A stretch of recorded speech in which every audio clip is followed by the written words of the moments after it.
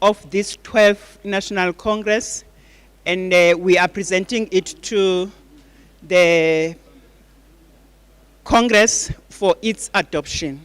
Now I want to note, comrade, provinces. I've got Northern Cape, followed by Northwest, Limpopo,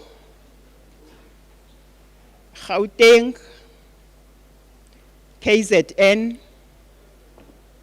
Mpumalanga, and Free State. In that particular order, comrade.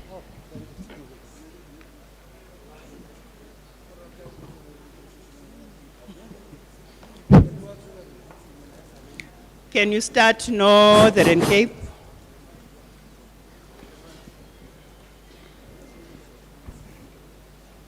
Thank you very much, Comrade President.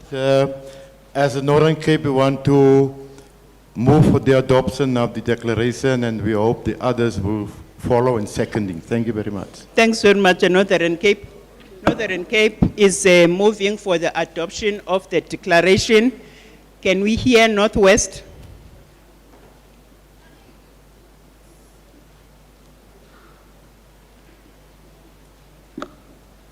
Thank you, President. We second the Northern Cape to move for the adoption. Thank you. Thanks very much, Northwest. Comrade, the declaration has been moved and it has been seconded. I want to check, comrade, from the remaining provinces that I have identified, if there are anything, comrade, that they are not in agreement. They are covered, comrade. Thanks very much, comrade. Free State.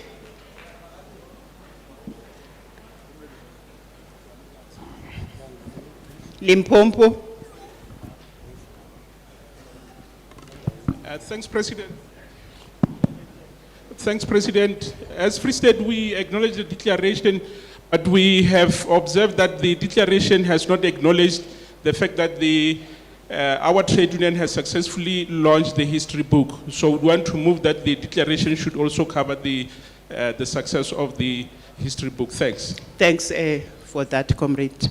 Limpopo.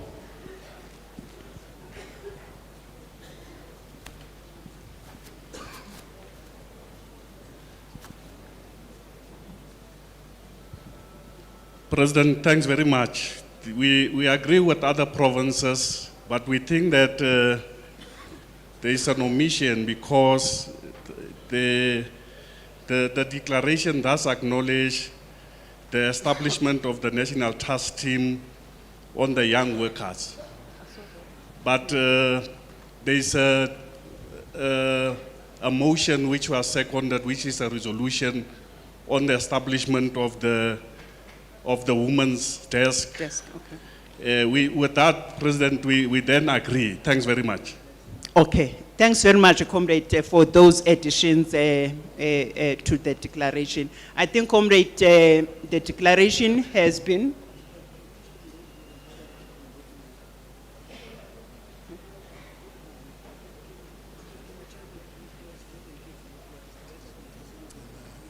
Okay. Now, comrade, I'm reminded that there were 2 additions. Now I want to check with the Northern Cape together with Northwest if they are comfortable with the additions because they have moved and seconded. Thank you, President. The Northern Cape is comfortable with the additions. We are covered. We are still standing for the move. Thank you. Thank you. Northwest.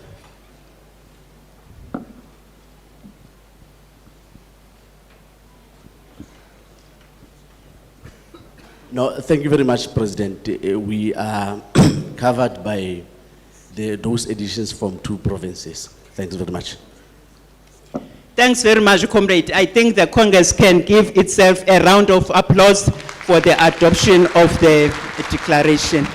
At this point in time, comrade, now I will call upon the newly elected president to address the Congress. Comrade Umadala Shingange. Thanks very much. Over to you, President.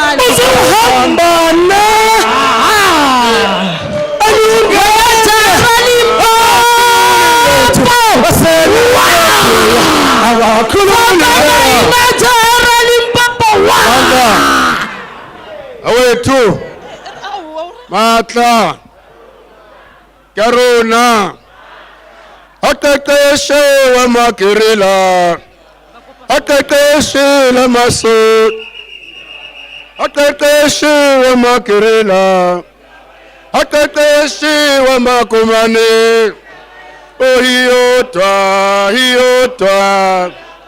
Hiyotwa revolution Hiyotwa socialism Aqeqeshe wamakirila Aqeqeshe wamakumane Aqeqeshe wamakirila Aqeqeshe wamasoja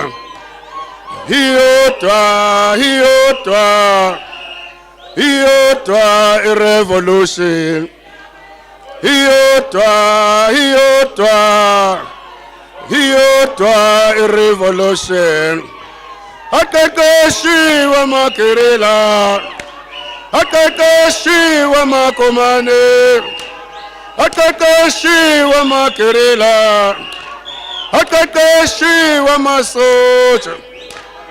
Iyodwa, iyodwa, iyodwa irevolution. Iyodwa, iyodwa, iyodwa isocialism. Aqeqeshiwe Makerela, aqeqeshiwe Majoni, aqeqeshiwe Makerela, aqeqeshiwe Majoni. Iyodwa, iyodwa, iyodwa irevolution. Iyodwa, iyodwa, iyodwa isocialism. Mandla, mandla, awethu, matla, matla, karuna, matemba, yaena, all power, all power, alota, alota. Long live Nihao, long live. Long live Nihao, long live. Qena Nihao, qena. Kula Nihao, kula. Kula Nihao, kula. Viva Kosato, viva. Viva Kosato, viva. Unite Kosato, unite. Qena Kosato, qena. Viva the South African Communist Party, viva. Amandla, malibongwe, malibongwe. Viva ANC, viva. Phambili nge-ANC, phambili. Amandla. Thank you very much, Comrade First Deputy President, Comrade Nyamega Matanda, the Second Deputy President, Comrade Papsi, Patrick Makafan, the National Treasurer, Comrade Kumutso Makupula, the General Secretary, Comrade Knowledge, Zola, Kizama, Saped, Comrade December, Mavuso, Dumela. Let me greet the leadership of the Federation present here, President Zingisolus, who graced our Congress since the beginning up to the end. Together with the affiliates that themselves have graced our occasion and stay with us until this moment. I greet the former national office bearers that have come to impact their knowledge and their experience in the deliberation of this Congress. All our internal guests and our external guests, we are all acknowledged for concluding this Congress with us.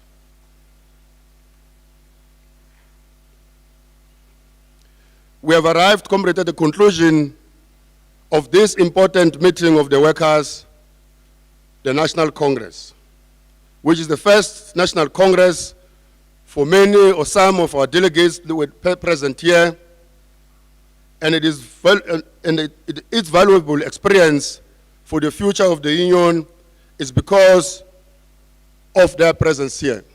They will learn, because every meeting of NIHAO or any trade union movement is actual an education.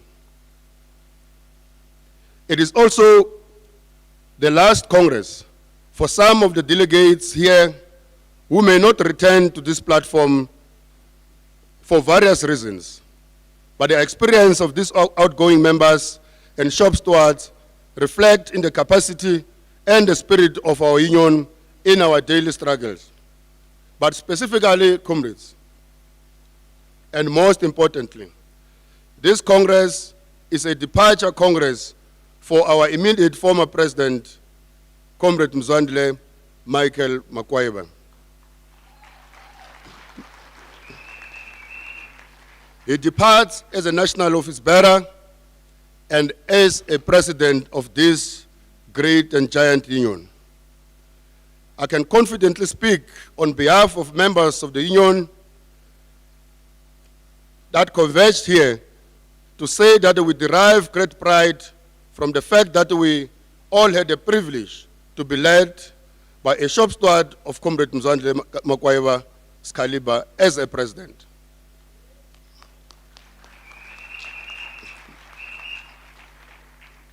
To us, as members of the union, we view Comrade President Makwaiba as the model shop steward who individually embodies the very idea of what an outstanding shop steward is. This is to say that the tradition of revolutionary shop steward can be reflected and be perfectly summarized in the personality and conduct of Comrade Makwaiba. And we say this without fear of contradiction. In the outstanding role that President Makwaiba played and continues to play in the international trade union movement, speaks highly not for him as an individual member, but speaks highly specifically for ourselves as an organization. The revitalization of WAFTO and the affiliation of COSATU into WAFTO has a great deal to do with the critical role that our president played consciously and consistently and deliberately. With us accompanying Comrade Makwaiba on his departure from leadership structures of the union with clear hearts and good wishes, Ndlovu will always be our president, and our organization will call on him many times in the future when his wisdom is needed, as it surely will definitely be needed. As we conclude this Congress,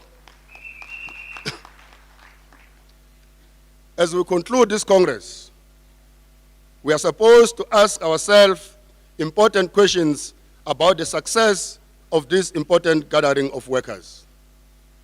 The question that immediately arises at this point is whether we have achieved all that we set ourselves to achieve. As the leadership, we have reasons to believe that we gave great progress, or we made great progress in this Congress. From all the discussion in the Congress, it is the belief of this leadership that as we conclude this Congress, we are in an improved position to elevate our struggle to a higher stage for the victory of the working class against our enemy. Of course, comrades, if there's any failure that this leadership can manage, or if there's any failure that can afford to have, is to be stagnant and only be here. But one failure that cannot be accepted for us as a collective is to take the union below what it is today, be it in terms of the membership, in terms of its influence, in terms of the capacity of its structures. Our responsibility is to take it to a greater height. If we can't, our success will only be measured by the fact that at least we kept it intact where we got it. We have no choice to take it down to what it is today. That is a commitment that we are making now. We are of the firm belief, comrades, that we have deepened and improved our understanding of the true nature of the challenges that faces our members and our structures.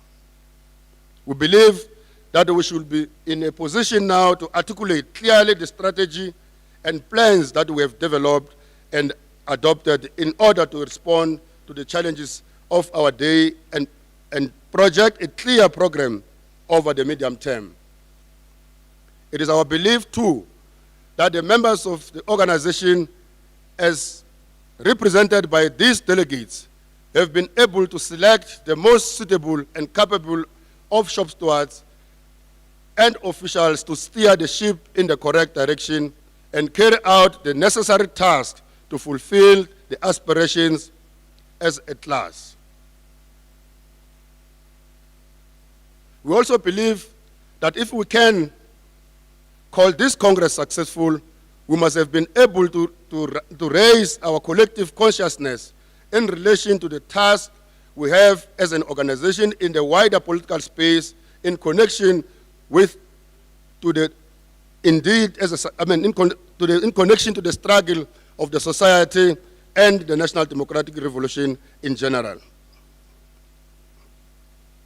If the 12th Congress of the Union is indeed a successful, we believe that we must be able to say we have come out of this Congress more united from the form we came into Congress with.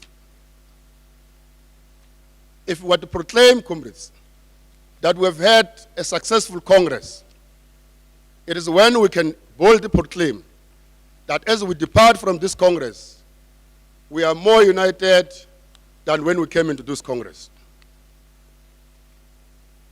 It is not a lie. It will be hypocritical of us and dishonest of any one of us to want to say that coming to this Congress, members of the Union, rightly so and correctly so, had views about one thing or another in this Congress. That is how, and that is why, and that's the reason why a Congress is convened from time to time. Because if there was no different views by members of the organization on the direction what the organization must take, otherwise there will be no reason why members of the union must gather in one place to discuss, differ, contest ideas, and ultimately emerge with a majority view that this is the direction where the organization must go. What is important, therefore, is that because we've adopted the resolution, we have taken decisions, we have shaped and charted the way where the organization must go. The unity, therefore, becomes the unity of purpose behind and implementation of such programs. What is not acceptable and is not going to be acceptable is if we conduct ourselves, we relate to one another in a manner that we came into this Congress as if this Congress has not come and gone. That is a plea that we are making as a leadership here, comrades. And the unity we speak of, comrades, is not an ordinary claim that is made for cosmetic appearances, but the unity we refer to is that which is rooted on the common purpose and common vision that we have consolidated in this Congress. So if we are to differ post this Congress, must be how best can we implement the views and the decision and the vision that was charted out by the National Congress. But obviously, we must agree and unite that in fact this is what the National Congress has decided. Therefore, we believe that the declaration and the resolution that emerged here serves as a foundation for the unity we seek as an organization, and that unity contributes to the unity of the class as a whole. The reason we hold this view is because the resolutions and the declaration contain the breadth, the thoughts, and the experiences, the aspirations, and the imagination of the members inside and outside of this wall of this Congress. So there are people outside there that have been watching us, that have delegated you to come here, that are waiting for us to go home and report. It is our hope that the views expressed here was of, and the resolutions that was taken here are for those people who are waiting with bated breath for us to come at home and report.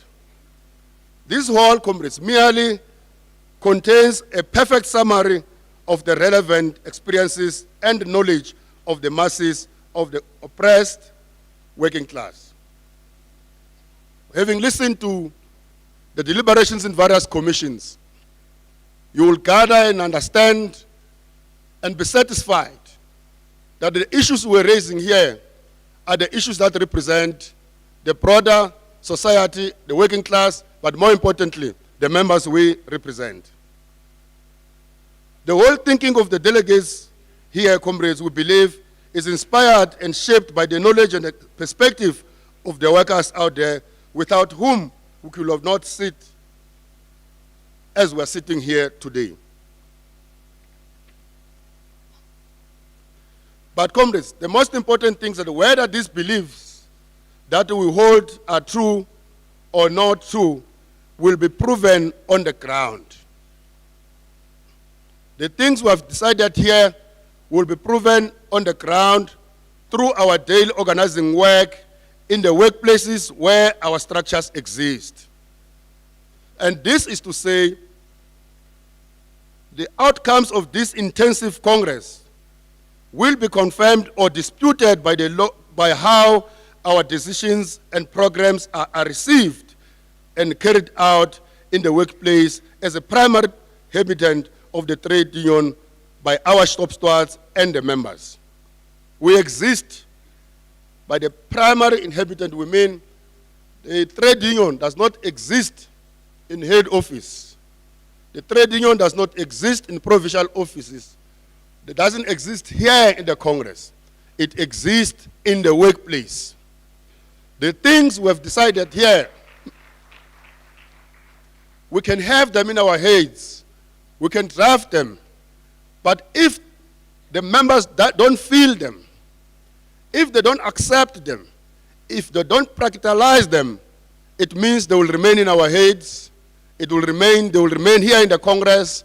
They will remain in the documents. And therefore, they serve no purpose. We just wasted time and resources over the past 5 days.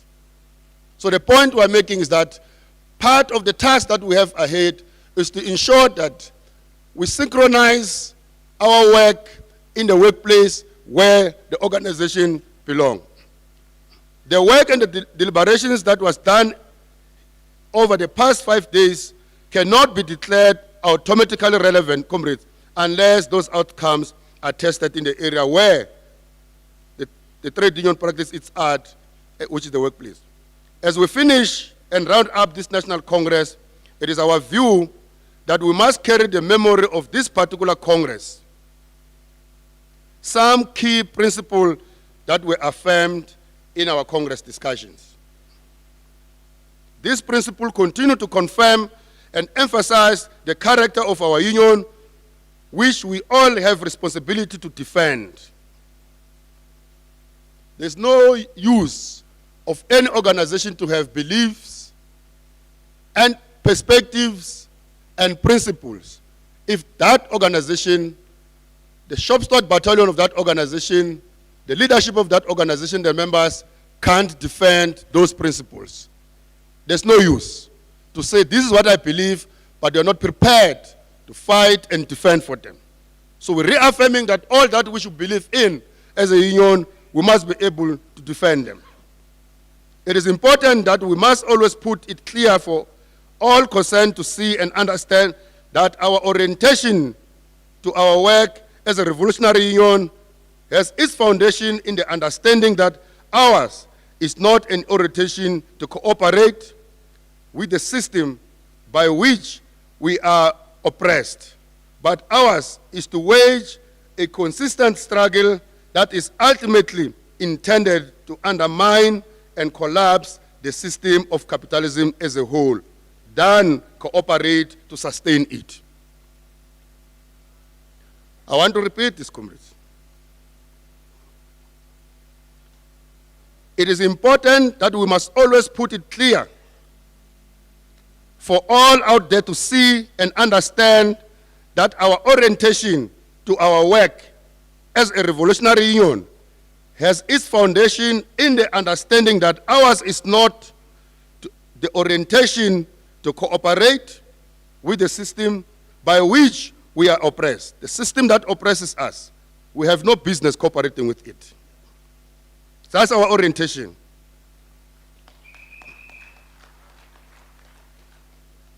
But ours is to wage a consistent struggle that is ultimately intended to undermine it and collapse it. And that system is capitalism, and we're saying we can't participate in the process of cooperation in order to sustain this system that oppresses the working class. So everybody who knows us must know, everybody who watches us must know that our work is oriented around that understanding. And comrades, the enemy camp in some areas, including some reactionary union, that are of the view that a trade union holds a view that a trade union must concern itself with only the short-term regulation of relations, with an express intention to create labor peace other than to confront and contradict the employer. Sinabangani lapha emsebenzini isisebenza nawo. When you go to engage with the employer, one of the difficulties you have is the objective outcome of that engagement. Because theirs is not to contradict the employer. Theirs is not to oppose the employer, but it is to create a labor peace. Therefore, you must cooperate with the employer. We are saying it must be understood that we are of a different orientation, as Nihao. And we say that the notion of labor peace and cooperation, it is as though there is a natural benefit. We call it actually a liberal idea that favors the maintaining of the economic and political status quo. For as long as, comrades, we believe that the reason why we're embarking in a struggle, class struggle for that matter, for as long as we believe that the reason why we belong to an organization of workers, it is because we want to change the economic and political system by which workers are oppressed. Therefore, we have no business cooperating with that system. Otherwise, we will never reach where we must reach, which is to change that structure arrangement. And this tendency, comrades, the tendency that we must fight with all our power. It is very important that we remind ourselves of this particular perspective of our Red Revolutionary Union, which is a struggle to liberate ourselves. It is a struggle against the cooperation with a system that oppresses workers. A system, and our thinking is a thinking that constitutes a systematic class ideological orientation of the struggle we are. Therefore, comrades, any cooperation with the labor and economic system by any of our class-oriented trade unions must always be understood as a temporary tactical maneuver to attain short-term goals in the economic struggle, and not a long-term strategy that defined our permanent attitude to the existing power relations. So, even the settlement agreements that we have when we strike or when we negotiate, themselves are not a victory of the class struggle or of our continuous contradicting the system. It is a temporary economic, tactical maneuvering, but it's not a long-term objective of why we exist. We exist so that at the end of the day, Comrade President Makwaiba, we will not have to sell our labor in order to survive. We exist to get into a system that at the end of the day, we will not have to be oppressed by any human being or by any system, by any class for that matter.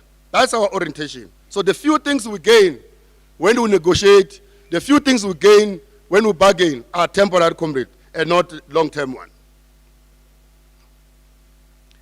And comrades, defending the class-oriented trade union tradition and its political perspective is important to ensure that the struggle we wage is revolutionary at all material terms.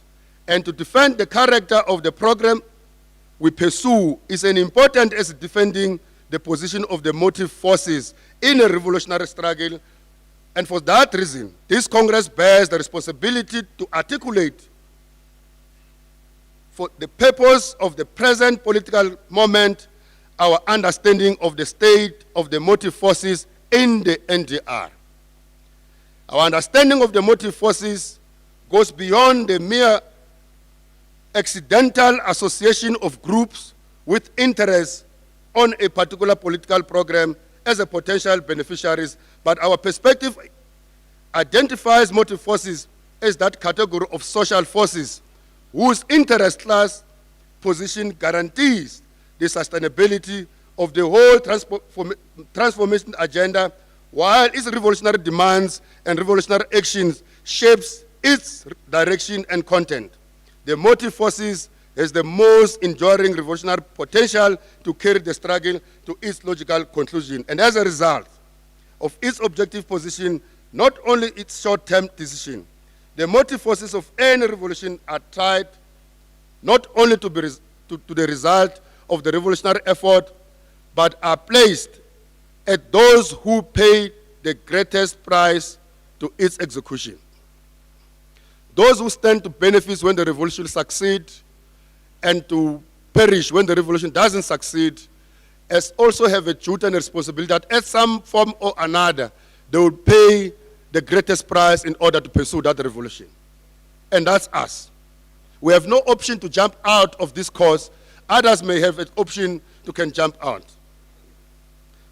Therefore, comrade, this Congress must affirm the long-standing position we have always had that the working class forces cannot abandon their rightful position at the helm of the revolutionary program on account of the tactical blunders of the political players who have no objective long-term interest in the success of our revolution. Because we can't take that decision to say, we're very angry. The current political players are messing up. They are derailing our revolution. We are abandoning this thing. Without understanding that, in fact, the issue is those who probably are the players currently have no long-term interest of our struggle. And the political infrastructure, comrade, that built the South African revolution belongs to the working class. And so does the political tradition of a mass organization that carries the program.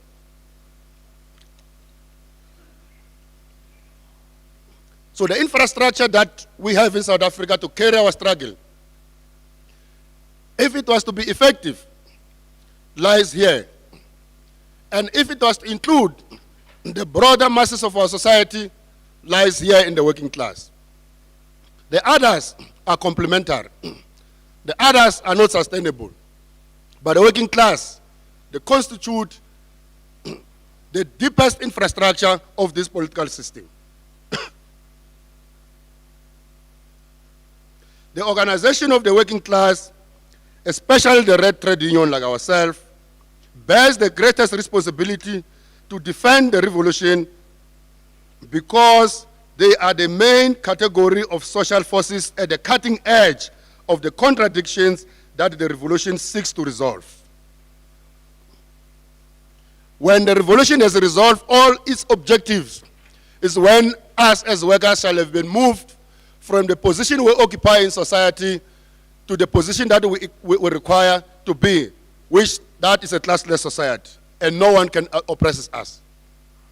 Therefore, we have the responsibility to defend it, even defending it against those who might be currently political players, who risk it to be derailed or even reversed.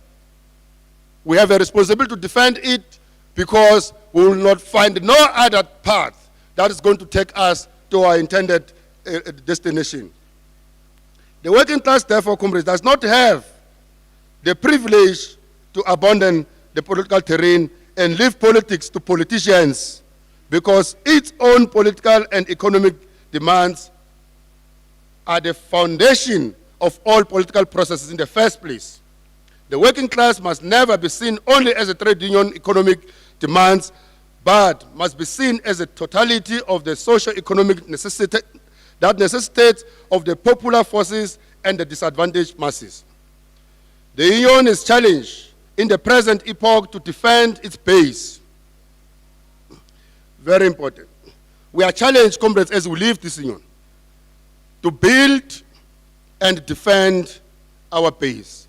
And what is our base? The workplace. What is our base? The members. Where are the members? At the workplace. We are challenged to build the structures, the workplace, and the base. And we must defend it, because in turn, the base will be capable to defend the union when the need arises. Because from time to time, the union does get, or does require to be defended, does get attacked, under attack, and the union that exists in head office, that exists in regional office, that exists in provincial office, that exists in provincial and national congresses will not be able to defend itself if it has no strong base that has been built, that has been capacitated as the first line of defense of both the organization but also the members. So we are challenged as we live here, comrades, to defend the base. Very important.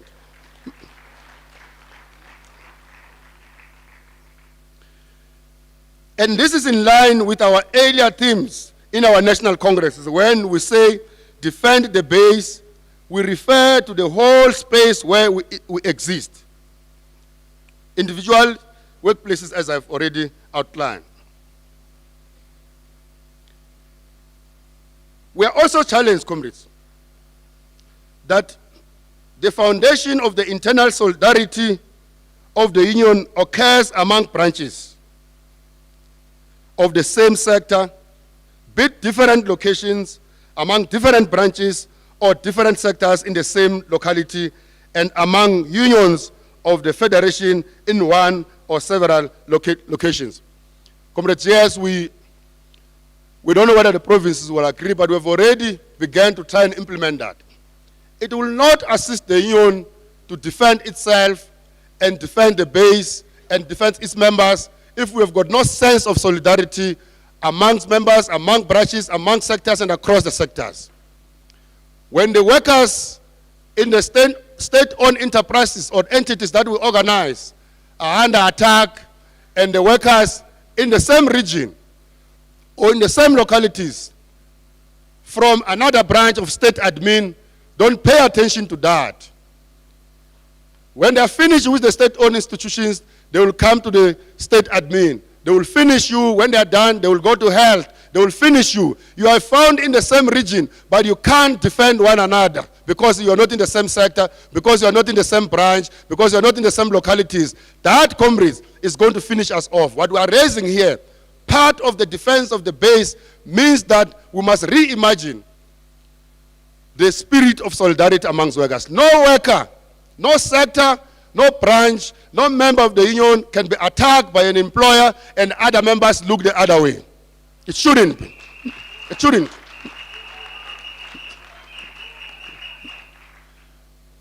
Employers must know. You touch one member of NEHAU anywhere else, you touch a member of NEHAU everywhere else. And the members of NEHAU everywhere else are going to rise in defense of one another, in defense of themselves, and in defense of their base and their organization. And that should be the spirit when we live here. Because if we are fragmented, if we don't pay attention to the issues that challenge each and every one of us, each and every one of us are going to perish individually alone with nobody to support and defend us. That's what, comrades, we must practice when we live here. Of course, comrades, the shop stewards at this base, we must take a deliberate, cautious decision to capacitate them. Shop steward battalion that is not capacitated, even if they want, they will not be able to defend members. Even if they are willing, they will not be able to defend the base. Therefore, we must pay a deliberate attention to that level. Because defending the base will also mean no infiltrations, no counter-organizing by another union, or no out-organized by another union. There must be no union that is a majority in your workplace if you are to be a strong base that can defend itself. And that should be our program.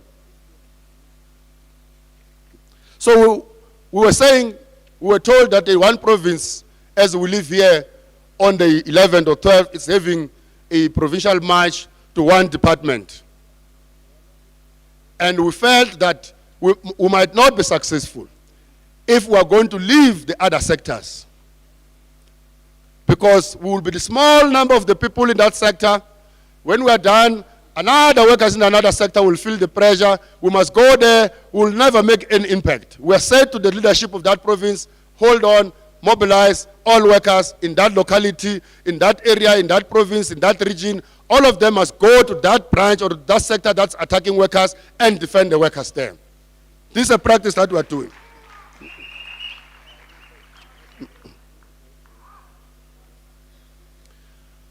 Our point, comrades, is that no trade union of any respectable caliber can consolidate its future if its base is not defended on the basis or on the base beyond this, especially in the face of the attack on the collective bargaining.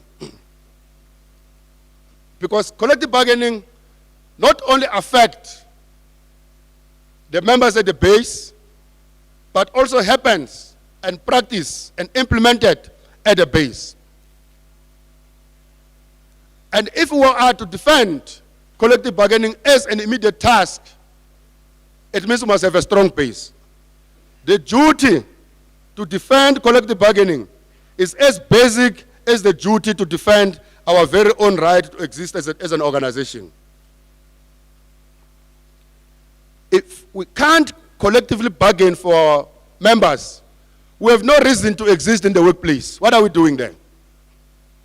And if we are made to be incapable to bring substantive benefit to our members in the workplace, members have got the right to find another vehicle through which they're going to achieve these basic needs of the workers.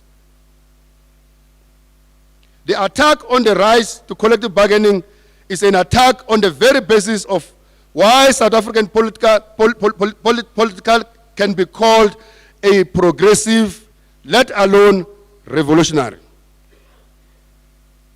There are many countries, including here in Swaziland,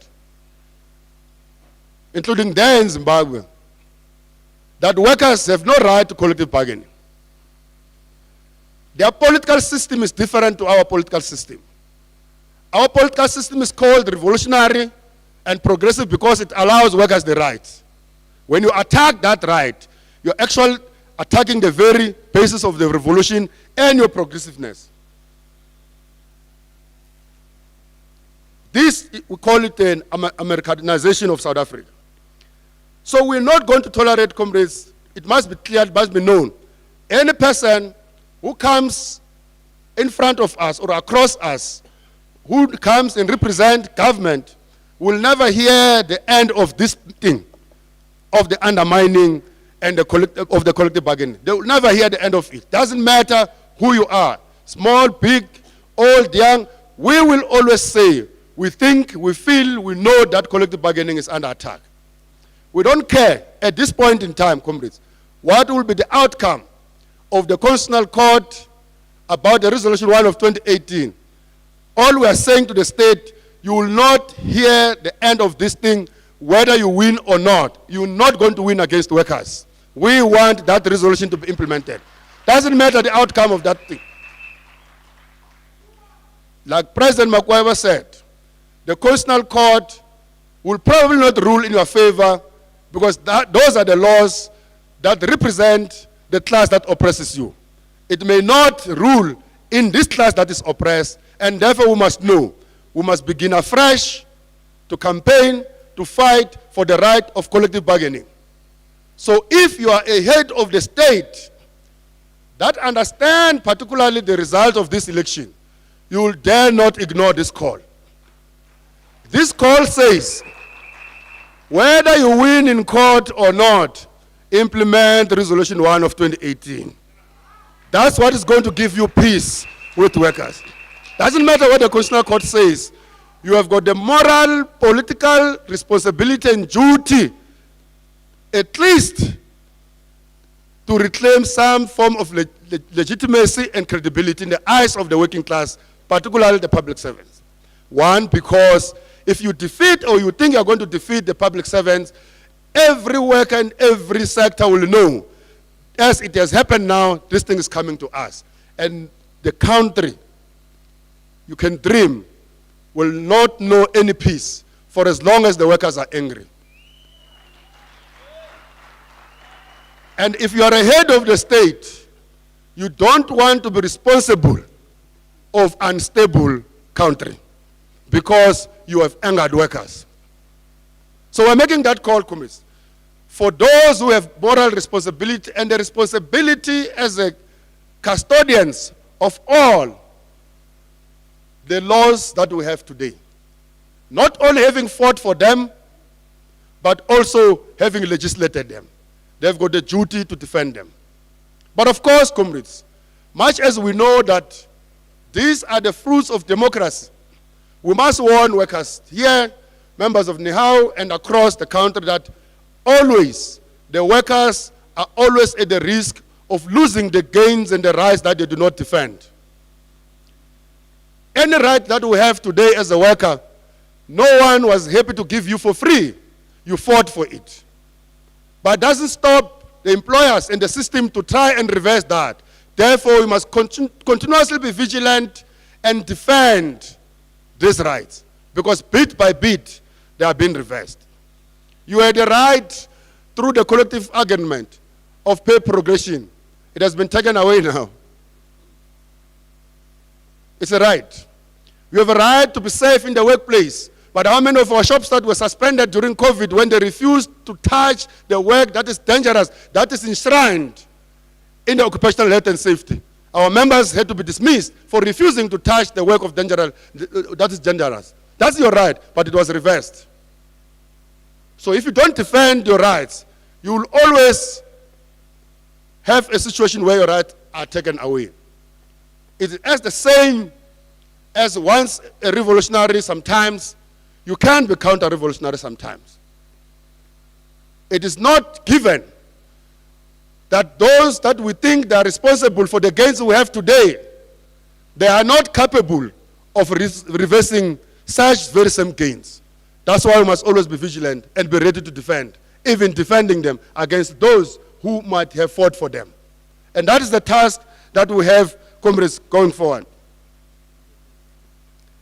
We are saying if there was ever any war against the working class in the last 27 years, this war is the biggest war, and this is the final battle, the defense of collective bargaining. We must know we are declaring war to defend collective bargaining. We are going, comrades, as we move towards conclusion, to intensify our international solidarity work, as we have said. But our international solidarity work, comrades, or our struggle connects the local, the regional, the continental, and the international solidarity work. We are very pleased with the resolutions and the declaration we've made in this regard. But we also make a call about orientation by our liberation movement towards the struggling people of Palestine, the struggling people of Swaziland. The orientation that suggests to be neutral or hide behind the state, that because we've got government-to-government relationship with Swaziland, therefore we can't pronounce anything as a liberation movement against the austerities that is meted to struggling people of Swaziland. We will condemn that as a union. It's not acceptable. The liberation movements must come out as other people came out when we needed international community to support us against their own governments. They pronounced in our support, they pronounced their solidarity in our support. We're therefore going to work within COSATU in the alliance to be more pragmatic and more stronger on this matter. Because it cannot be that we don't know that if we were to stabilize and bring political stability in Swaziland, that contributes to the political stability in SADC, that will contribute to the political stability in the continent, and therefore South Africa will have peace because it will be living in the continent and the region that has peace. It can't be that we look away when our people are being butchered. The last point, the last 2 points. One, comrades, we have already raised in the declaration that the recent result of the local government election, of course, our NEC and our CC is going to reflect more in depth. But it says something about our consistency as a union in analyzing the developments in the country. In 2011, when we had local government elections, there was a decline that was a continuation from previous elections. And in October, NEC, as Nihao, we said the things that the General Secretary read in the declaration, that the result of the election on the May 11 are a reflection that the people of South Africa are running out of patience, and the ANC is fast running out of time to correct itself. In 2014, in the Special National Congress, we made an assessment about the state of our metros, and we warned ourselves as a movement to pay attention to the metros. That when somebody leaves England and comes to South Africa, doesn't come to South Africa in general, but he comes to Cape Town, he comes to Johannesburg, he comes to Tshwane, he comes to eThekwini. Just like when you go to China, you go to Tianjin, you go to Beijing, and so on and so on. Therefore, we must pay attention to these metros. We elaborated why soon we are going to be a rural movement. In 2016, the result of ignoring that warning happened, we lost metros. We are here. Today, we have declined further. Not because we were not warned before. Not because there were no diagnoses about the problem in the country. But because we ignored the warning. But because we didn't pay attention. That's why we are struggling. And we think we have got a final opportune time to turn the tide and claim legitimacy, comrades. Because what it reflects is that people no longer care about what you write in your manifesto. People no longer care about what you say when you campaign. Because those are not the things that they struggle for. Because they are in your head and are in your document. People care on whether what you say will translate in their life moving forward. People care whether they will see the material condition changing for the better, whether they can guarantee the future of their children. Once they can't see progress in that, they have no reason to associate with you. They don't. And that is why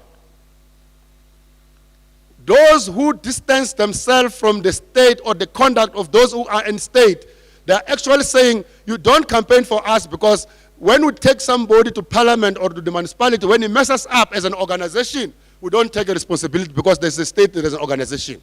So why do we campaign for it? Why do we go to parliament? Because if you must change our life in the current epoch of the revolution, you need the state machinery, you need state power to use it to build houses for our people, to bring water to our people, to make legislation that are not going to attack workers, to make sure that you create jobs. You need the state. Your manifesto will not be implemented to anybody if you don't have the state power. Therefore, we take you to the state so that we can hold you accountable because we thought we like what you have written in your manifesto. Now, we have an opportune time to correct this thing because we are reasserting our role and our position in this thing. Last point, as we, comrades, we want to thank you, firstly, the National Executive Committee of the Union, the Central Executive Committee of the Union, and all our executive structures of our union. Of course, our staff that work tirelessly to make sure that the union is a well-oiled machine every day. But I want to single out the executive structures of the union, particularly the NEC and the CECs, for the role they play to guide and direct the leadership of the union and the direction to which the union must go.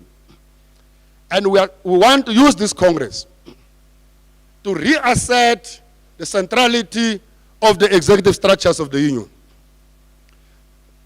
When you go to a meeting of an NEC, of an REC, of a PEC, or a BEC, you are not going there as a visitor. You are going there to exercise leadership role. You are going to go there not to do anybody else's work, but you are going there to do your own work. The direction is shaped from that constitutional structures. The point we are emphasizing, we must stop going to the executive structures and we don't take ourselves serious. When we go to the executive structures, if you want anybody to take you serious, you must also take yourself serious. You must be seen to be understanding clearly the role that you have as an executive structure.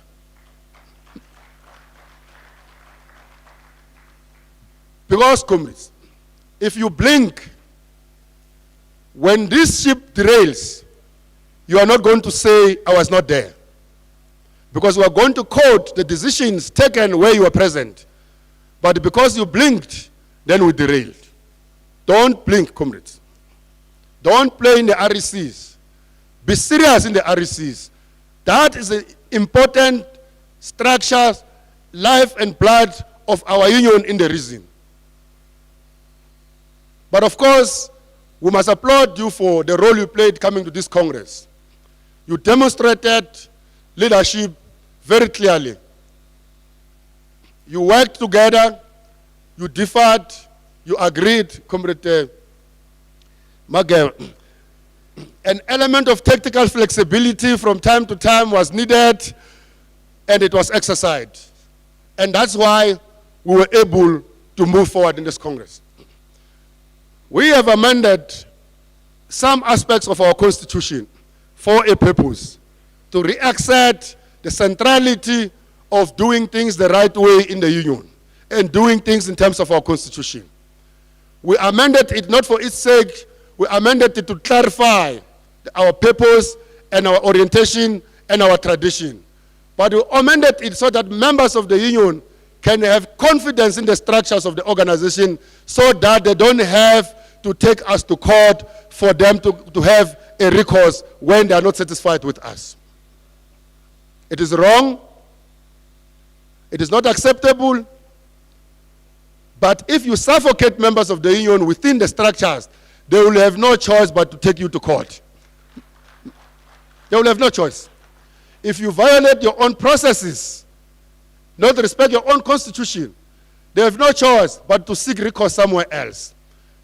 We discourage, we don't like it, but we must correct ourselves. We must follow the process. By saying this, doesn't mean that the union will or can tolerate anarchy. It will not.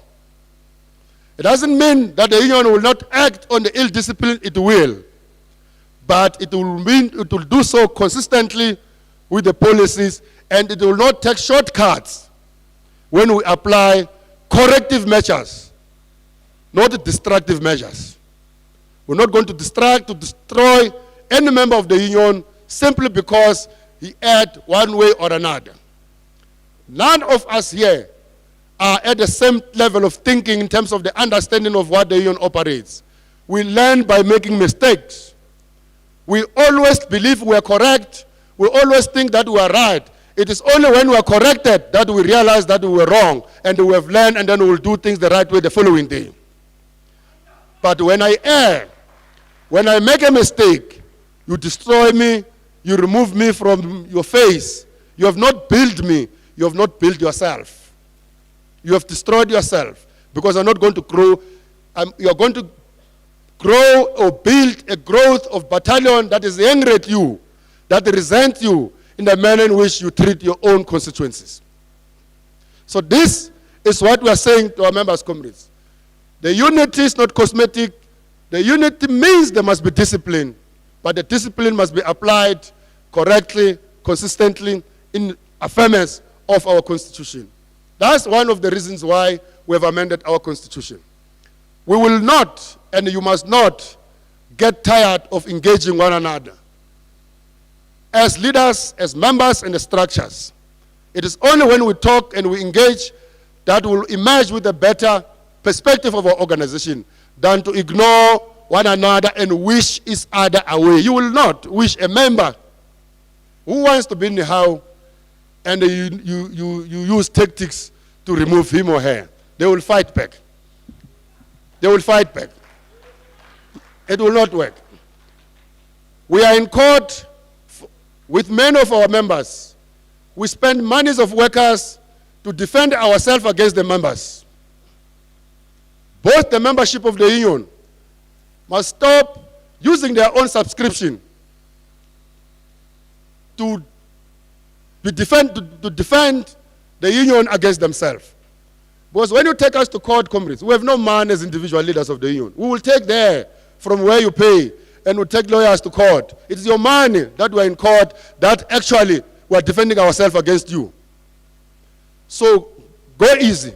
It's your right, it's a constitutional right to take us to court when you are not satisfied, but you must know we are using your man. Ourselves, we must stop creating conditions because we know we have a capacity to take the money of the union to defend ourselves against the members of the union. So we must stop creating that conditions. We must eliminate a reason or people to have reason why they must have no choice but to go to court. If we do our things properly, they can go to court, they will not win. The moment we follow our own processes and our own constitution, they can go to court, they will not win because we will have exhausted and followed properly our constitution. So that condition must not arise that we have to find ourselves defending ourselves in court. It's a plea that we are making to the members of the union. No one was wrong coming to this Congress about the things that he had in his mind. No one was wrong, and no one must be persecuted for the views they held coming to this Congress. No one must be hated for having a different view. We must conduct ourselves as members that went to the Workers' Parliament, the festival of ideas that help to shape the direction of the union at the end of the day. Thank you very much, comrades, shop stewards. Thank you very much, members of the union. May you have a great weekend. The work and the real, very hard work starts now. On behalf of this leadership, we pledge to try, not to falter, but mistakes we will make. Mistakes we will make because every day we will wake up and try and do something. And we try and do something, we will make a mistake. The one point that we will not make a mistake on is closing ranks at the union. We must close ranks, no gap, nothing must come in between us as members, as the leaders of the union, and it starts here. It will start in this table to close ranks. It must go to the workers and the members and the delegates that were here to close the gaps that existed. But it must go to the level where we operate, where we lead, and where we are as members. Nothing must come in between workers, in particular members of the union. Closing ranks doesn't mean that we will not have differences. We will.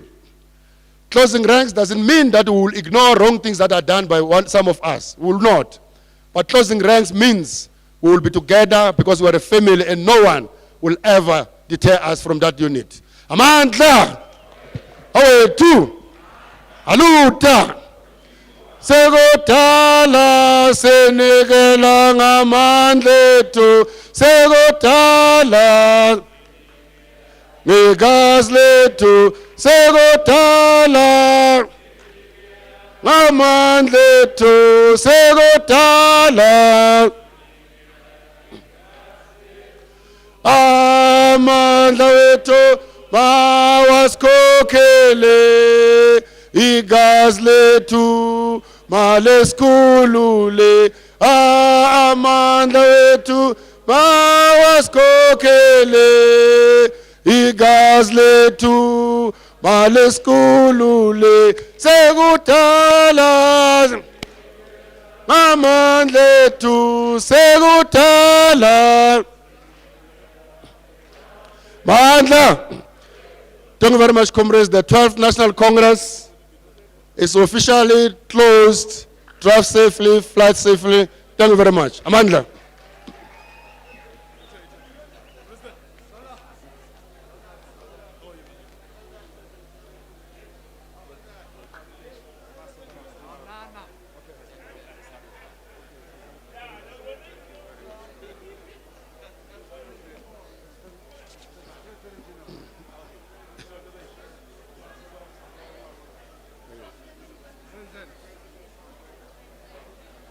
Phone.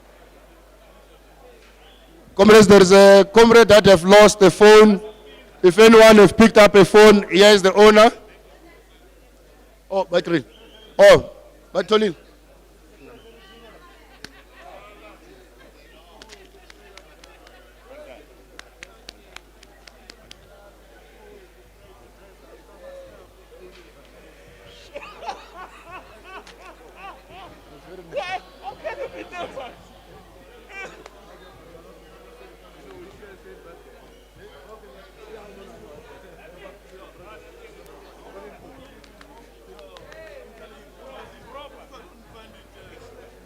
Need anything, you can call us. I'll definitely do. There are many things we can do. Where you sit. I have a lot to task. Trouble.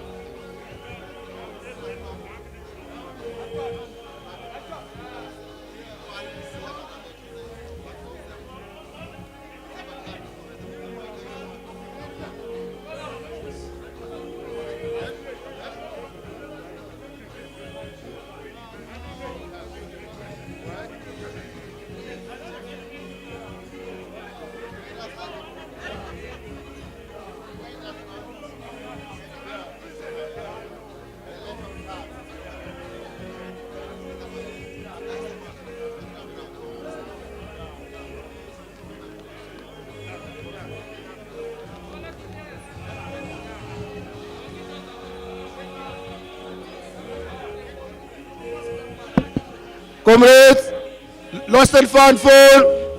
Eh? Okay. Anurtaina Abel. Can you open it? Let me see. Ayon. Axon, ne?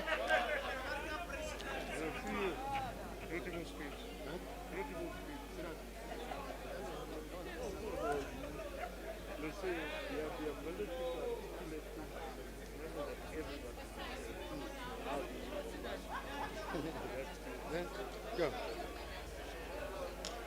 President, thank you. Bye-bye.